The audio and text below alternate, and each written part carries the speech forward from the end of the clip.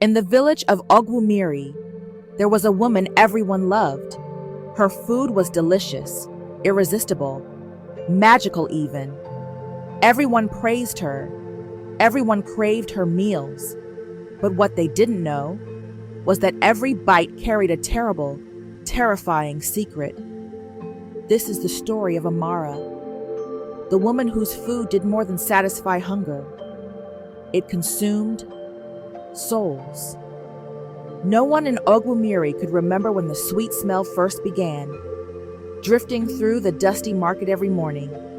By sunrise, bowls were in hands, eyes wide with hunger and anticipation, all waiting for Amara. She was more than beautiful. Her skin glowed like polished bronze, her smile gentle, comforting, and captivating. Men praised her, women admired her. Children followed her like ducklings, but it was her food that made her legendary. People swore they had never tasted anything like it. One bite, and your worries faded. 2 bites, and you craved more. 3 bites, and you couldn't live without it. This food is blessed, the elders whispered. It heals, said others. Yet, no one questioned how Amara kept her prices low, or why she never tasted her own food.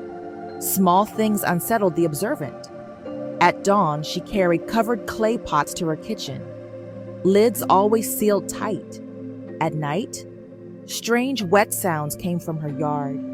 A dog once wandered too close, and by morning, it was dead. They laughed.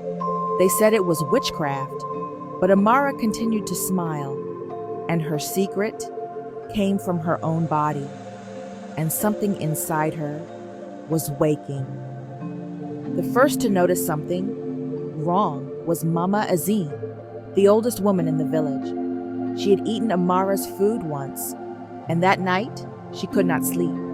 In her dreams, she saw a dark river, warm around her ankles, but it was not water.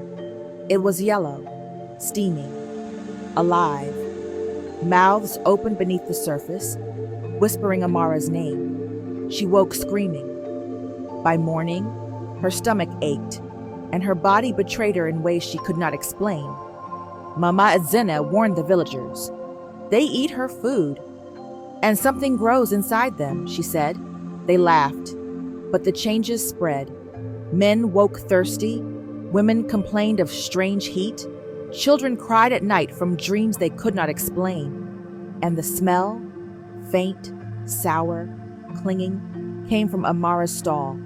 At night, Amara squatted over a clay bowl, trembling with pleasure. She whispered softly, "Tomorrow, they will come again." Beneath the earth, something stirred, something fed, something was no longer satisfied with taste alone.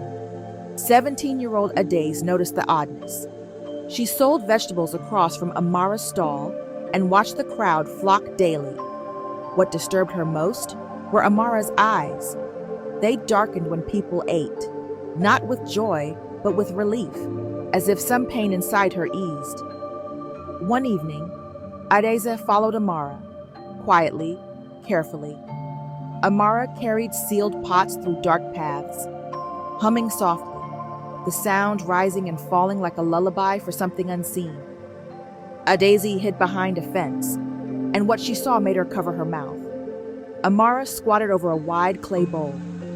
Liquid flowed from her body into the pot. Her face, reverent, not shameful. Adeza stumbled, snapping a twig. Amara's head turned sharply. "Who is there?" she whispered.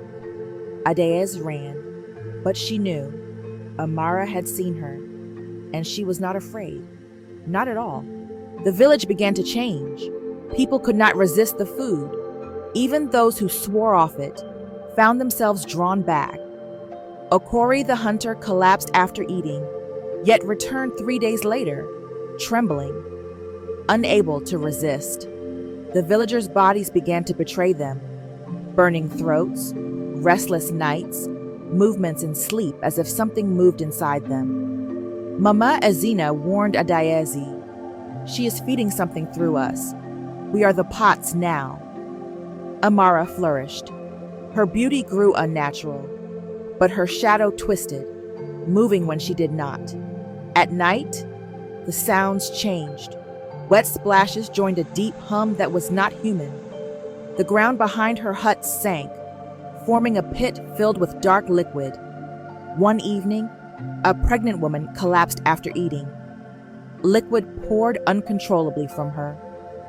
The baby stopped moving. Amara watched calmly. Adaiz realized this was no ordinary food. Amara was brewing a hunger, and the village was running out of time. The hunger spread. People could not resist. Even those who avoided the food were restless, their dreams filled with steaming bowls, their bodies craving.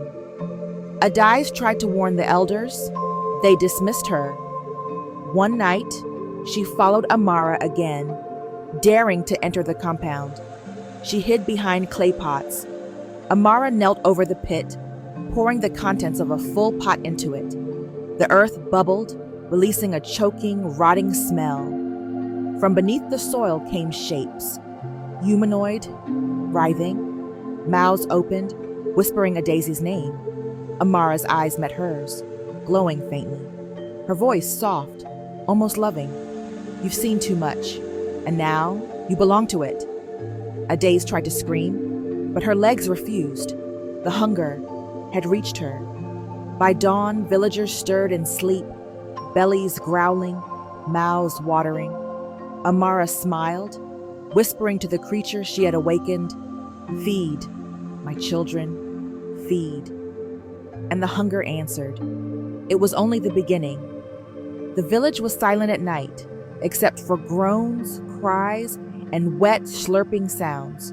Windows rattled, dogs howled, the air itself felt heavy. Adaiz could feel it inside her, the hunger. She could not escape. Mama Ezina confronted Amara. "You will stop this madness," she screamed. Amara tilted her head, smiling softly. They came for the taste, and now they belong to it. You should be grateful.